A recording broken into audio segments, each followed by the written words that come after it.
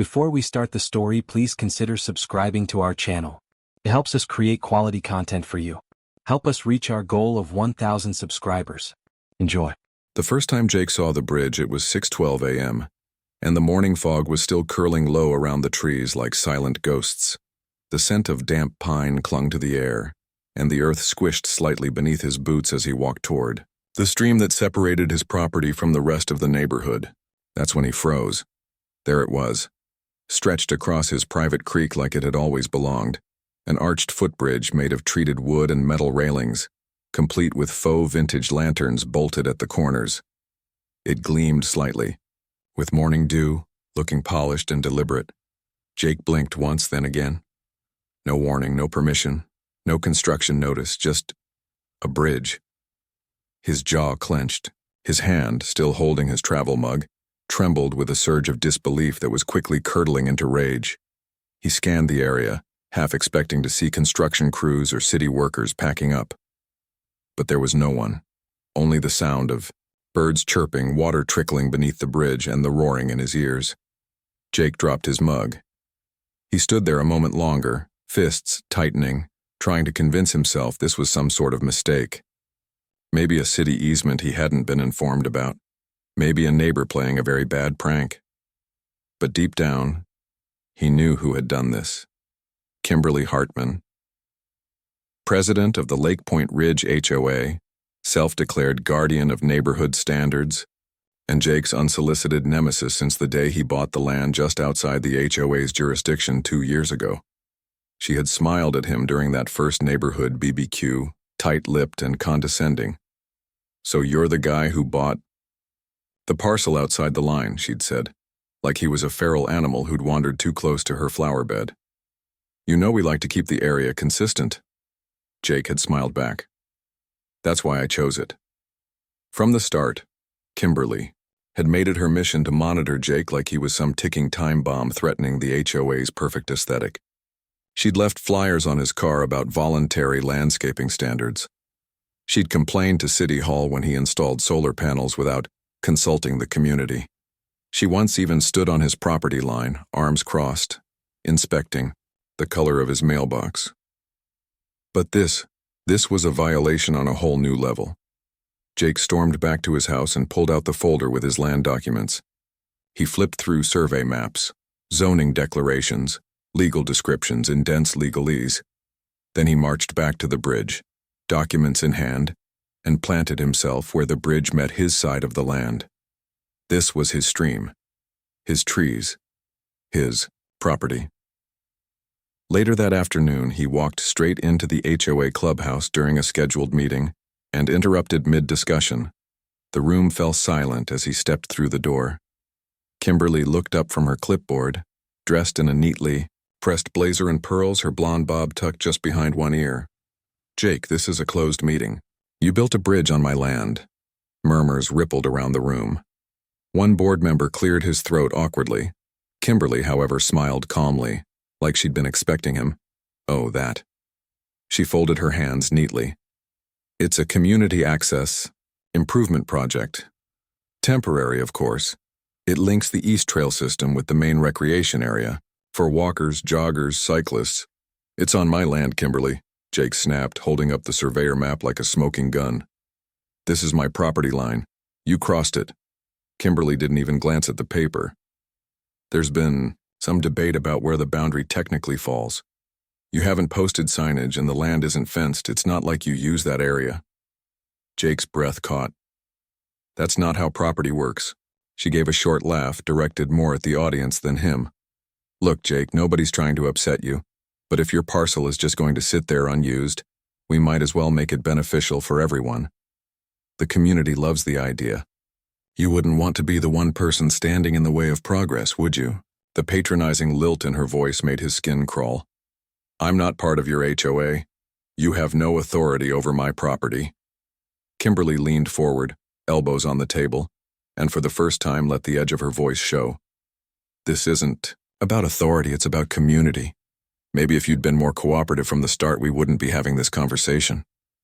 Jake stared at her, dumbfounded. "You mean if I just let you take my land, we'd be fine?" She leaned back, smile snapping back into place. Well, that's one way to put it. There it was. Plain, unvarnished entitlement. No remorse. No intention of fixing it. To her, he was a non-compliant square peg, and she was just reshaping the board to cut him out. Jake left before he said something he couldn't take back. His heart pounded the whole walk home. Later that evening, he stood in the fading light beside the bridge, arms folded, rage simmering just beneath the surface. Two kids on scooters zipped across the wooden planks like it was a neighborhood park. One parent waved politely as they followed. Jake didn't wave back. He sat on the porch long after sunset, the soft drone of crickets slowly replaced by thoughts that churned endlessly. His land wasn't just being trespassed, it was being colonized, claimed in broad daylight by someone who believed rules were for other people, someone who had the gall to pretend he was the problem. But this time, Jake wasn't going to write another letter or hope someone stepped in. Kimberly had crossed a line literally and metaphorically, and he wasn't about to let it slide. Not when it was his name on the deed. Not when it was his peace they'd trampled. Not when someone so smug had the nerve to call it progress. He looked out across the trees, silhouetted black against the stars, and made a silent vow. They built a bridge without asking. Now, he was going to burn it down, metaphorically, legally, and maybe even financially. And he was going to make sure. Kimberly Hartman never forgot the day she thought he was just another quiet neighbor who wouldn't fight back. Jake wasn't one to back down from a fight, but this was something else. The bridge was the final straw, the trigger that sent him into a spiral of decisions he never thought he'd make. Over the following days, he paced the length of his property, the sound of the stream flowing a constant reminder that his world had shifted, violently. Kimberly didn't waste any time making her next move. The HOA issued a formal statement, masquerading as a neighborly request for Jake to reconsider his stance. He found it in his mailbox 2 days after the meeting, written in the most diplomatic language they could muster. "We would appreciate your cooperation in this matter," it said, as though there wasn't a bridge standing on land he'd paid for. "Failure to comply will necessitate further actions." Jake crumpled the letter and threw it into the trash. This wasn't a request. It was an ultimatum. He knew exactly what Kimberly was doing, using her position as president to run roughshod over him, hoping he'd cave. They always assumed people like him, people who weren't eager for conflict, would fold under the pressure. But Jake wasn't going to let it happen. The next day, he reached out to a real estate lawyer named Lauren, a no-nonsense type who specialized in property disputes. Her office was tucked away in the back of a cramped building near the downtown core, and she greeted him with a professional nod, gesturing for him to take a seat. "What's the situation?" she asked, flipping open a legal pad as Jake handed her the survey documents. "I've got a bridge, an illegal one, on my land. The HOA built it without permission. It's a clear violation of my property rights." Lauren raised an eyebrow as she scanned the paperwork. "And they don't care?" "Not one bit," Jake replied. "I've tried reasoning with them, but they're arrogant. They think they can just do whatever they want because they hold all the power. They've got lawyers, connections, people who can make this drag out for years." Lauren leaned back, tapping her pen against the table. "I'm not going to sugarcoat it.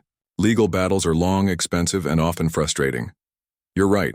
HOAs have deep pockets, and the system is often rigged in their favor. But you've got one thing going for you." Jake's eyes narrowed. "What's that?" "The fact that you're in the right." Her words didn't comfort him. He already knew he was right. But being right didn't always mean winning. Lauren scribbled something on her notepad. "You've got two options. You can file a lawsuit for trespassing and force them to remove the bridge, but like I said, that could take months, maybe even years, or..." She paused, looking at him closely. "You could take a different approach, a more strategic one." Jake leaned forward, intrigued. "What do you mean?" Lauren tapped her pen against the table again. "You've got a couple of assets here. First, you've got a prime piece of land that the HOA is clearly interested in. Second, there's that developer who offered to buy it last year, remember?" Jake's heart skipped a beat. He hadn't thought about that offer in months. A well-known developer in the area had approached him with an obscene sum for the land. wanting to turn it into luxury homes. He'd turned it down at the time, deciding the quiet solitude was more important than a quick profit.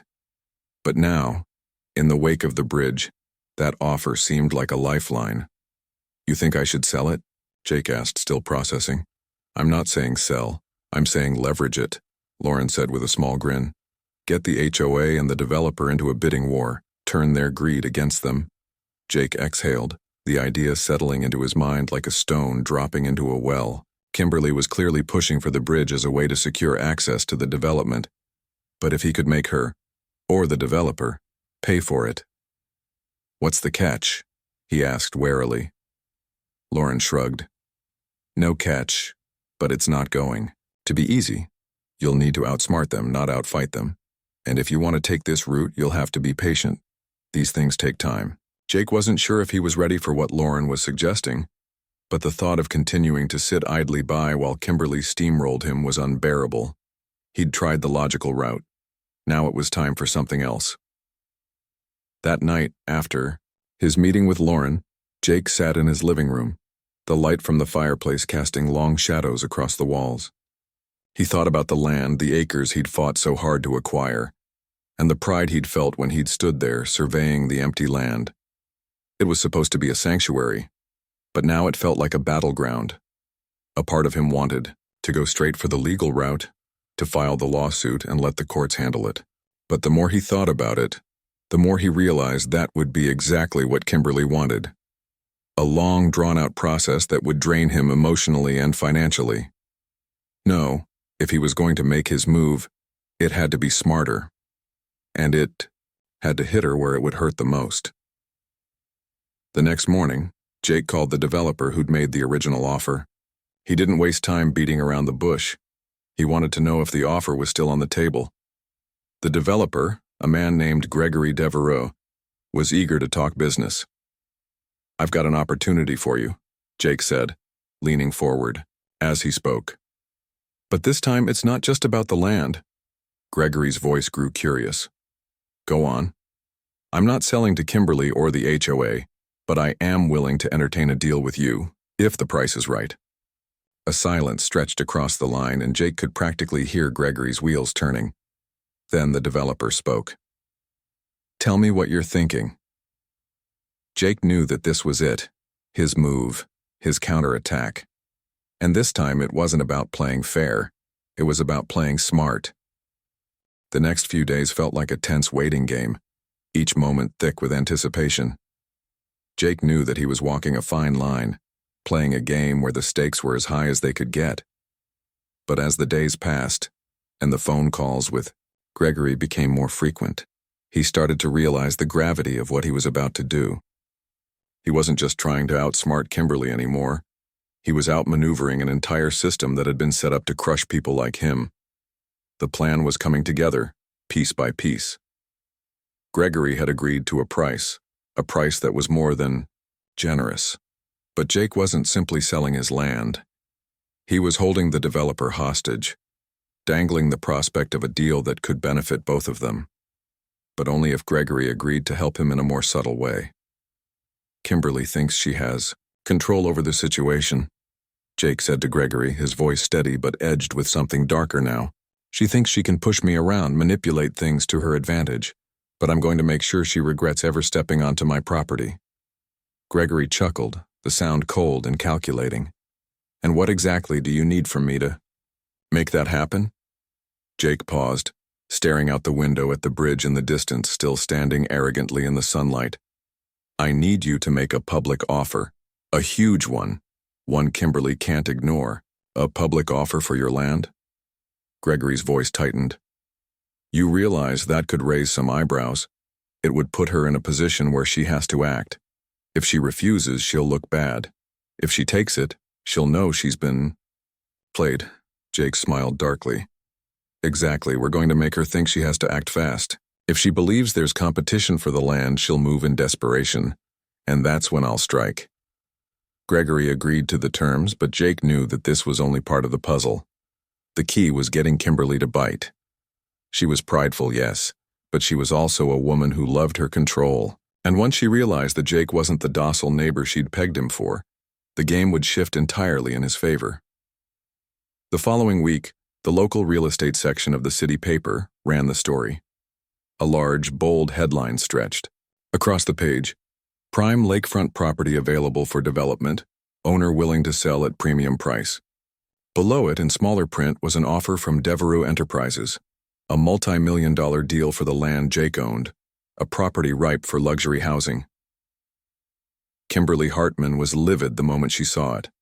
She called an emergency HOA meeting that very afternoon, storming into the room, red-faced and fuming.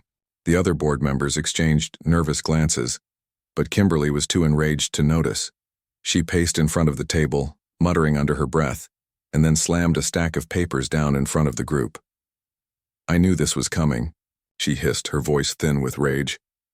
"That idiot is trying to sell his land out from under us. I told you he'd do something like this.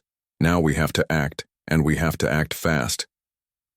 One of the board members, a man named Paul, who always played it safe, cleared his throat. "Kimberly, we don't even know if he's serious. This could just be a negotiation tactic." "Oh, it's serious," she snapped. "Devereux doesn't waste time. He wants the land, and we've got to stop him before we lose control of the entire development." Jake had expected her to react this way, angry, blindsided, desperate. What he didn't expect was the panic that settled on her face when she realized just how much of a threat he'd become. Her eyes darted around the room as if searching for an escape. But the board members weren't stupid. They knew something was up. The idea of losing Jake's parcel and the bridge was more than just a minor inconvenience. It was a blow to their carefully constructed plans for the entire area. The phone call came not even an hour later, and Jake could practically hear the frustration in Kimberly's voice. "Jake, I want to talk." Jake leaned back in his chair, taking a slow sip of coffee. "What about?" "The land," she said tightly. "I know you've been talking to the developer. You're trying to force us into a corner, and I'm telling you right now, it's not going to work. We have plans for that area, plans that are for the benefit of the community. You've been difficult from the start, but now you've crossed a line." Jake's lips curled into a half-smile. "Oh? And what line is that, Kimberly?" "The line where you stop thinking you're above the neighborhood," she said, her voice colder now. "You've been obstructionist from the beginning. First you refuse to join the HOA, then you ignore every single one of our requests, and now you're trying to sell out to a developer. This isn't just your land anymore. It's part of our vision, part of what we've worked so hard to build." "I'm not part of your vision, Kimberly. I never was." She was silent for a moment, and Jake could almost hear her mind working. "I'll offer you a deal," she finally said, her voice low and measured. "I can make sure the developer pulls out and we'll buy your land. We'll even pay you above market value." Jake leaned forward. "And what's the catch?" "No catch," she said quickly, too quickly. "We just want to do things the right way. You can walk away from this and we'll make sure you're compensated fairly. The HOA will take care of you." Jake felt a knot form in his stomach, but he kept his voice steady. "You think I'm just going to roll over and accept your deal? You've stolen enough from me already, Kimberly. This isn't about compensation. This is about control, and I'm done letting you have it." Her patience snapped. "You're making a mistake. You're playing a dangerous game." "No," Jake said, his voice cutting through the tension. "You are." The phone call ended abruptly. Jake hung up, his heart hammering in his chest. He'd expected resistance, but this? Kimberly had underestimated just how far he was willing to go. It was clear now. Kimberly wasn't going to back down without a fight. But Jake was ready. Let the war begin. Jake stood at the edge of his property, staring at the bridge that had, in just a matter of weeks, become the symbol of everything that was wrong with the system he had once trusted. It was the final nail in the coffin of his patience. Kimberly had crossed a line, and now it was time for him to take control of the situation once and for all. He didn't care how long it took, or how complicated it became. He wasn't backing down. Gregory Devereux had been true to his word, pushing forward with the bidding war. The developer's offer had been made public, and soon enough Kimberly was scrambling. She had no choice but to play along, but Jake could tell she was losing her grip. Every phone call he had with her after the offer went public was tinged with increasing frustration. The stakes had escalated, and now it was no longer about land, it was about power, ego, and control.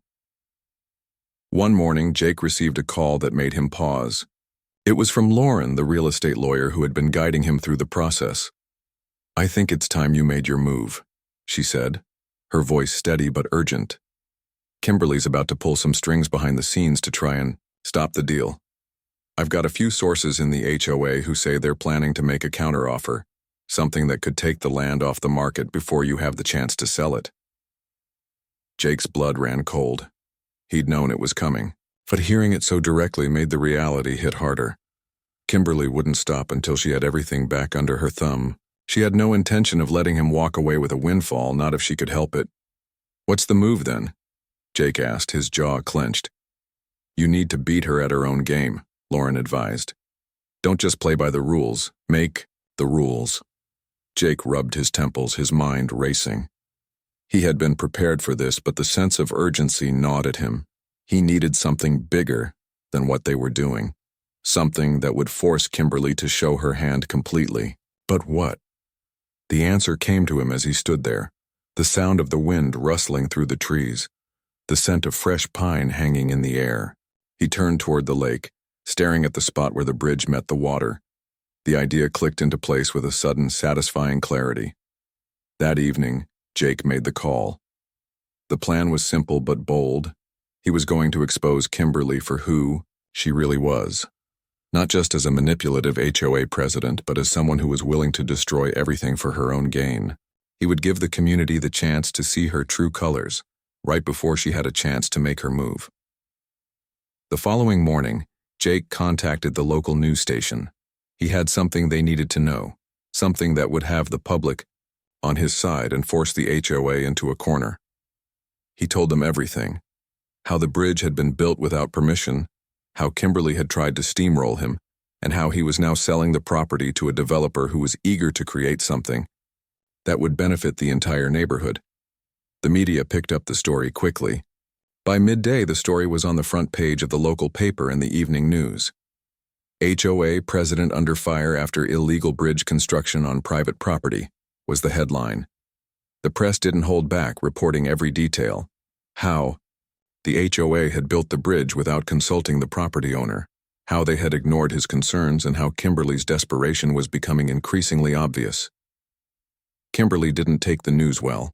She tried to spin it, of course, claiming that it was a misunderstanding, that the HOA was just helping the community, but the damage had already been done.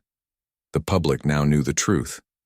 And as the story spread, more and more residents began speaking out, flooding the HOA with emails, phone calls, and complaints. The power had shifted, and for the first time in a long time, Kimberly was on the defensive. Jake stood in his living room that evening watching the news coverage. There she was, Kimberly, standing outside the bridge trying to justify her actions to a reporter. Her composure was crumbling, and Jake couldn't help but smile. She had never expected him to fight back, to expose her like this. The feeling of satisfaction was almost overwhelming. As the week dragged on, the pressure on the HOA mounted. Residents began organizing, forming meetings and petitions, demanding accountability for Kimberly's actions. The news coverage didn't let up. The developer, meanwhile, was already positioning himself as the hero, offering to buy the land and work with the community to make sure the development was done right. It wasn't just a win for Jake, it was a win for everyone who had been silenced by Kimberly's overreach. But the real nail in the coffin came when Kimberly made the fatal mistake of trying to double down. At a town hall meeting, she stood in front of a crowd of angry residents, her voice shaking but loud. "This isn't just about a bridge or a piece of land," she said, trying to rally her supporters. "This is about the integrity of the HOA and the future of our community." But the crowd wasn't having it. One by one, people stood up to speak, calling her out on her lies, on her manipulation, on her disregard for the very people she was supposed to serve. The tension in the room was palpable, and when Jake stood up at the back of the hall, the room went silent. He walked to the front, feeling the weight of every eye on him. For a moment, there was nothing but stillness, the kind of silence that precedes a storm. I've tried to be reasonable, Jake began, his voice carrying through the room. But what you're hearing today is the real Kimberly Hartman. She's not interested in community. She's interested in control. She's willing to destroy anything and anyone in her path to get what she wants. The room erupted. People shouted, jeered, and called for her resignation. The momentum was unmistakable. Kimberly's facade had cracked, and now it was too late for her to put it all back together. Jake didn't need to say anything else. The crowd had already spoken, and Kimberly had lost. She stood there stunned, as the reality of her fall from grace hit her. The power, the control, everything she had built up was slipping through her fingers like sand. As the meeting wound down, Jake felt a wave of satisfaction wash over him. The battle wasn't just won, it was decisive. The HOA would have no choice but to back off. Kimberly, humiliated and defeated, would have to step down. And Jake? He was walking away with a win far bigger than he had ever anticipated. He stepped outside, the cool air brushing against his skin, and for the first time in weeks, he felt a sense of peace. The bridge, the battle, the deception, it was all behind him now. He had won.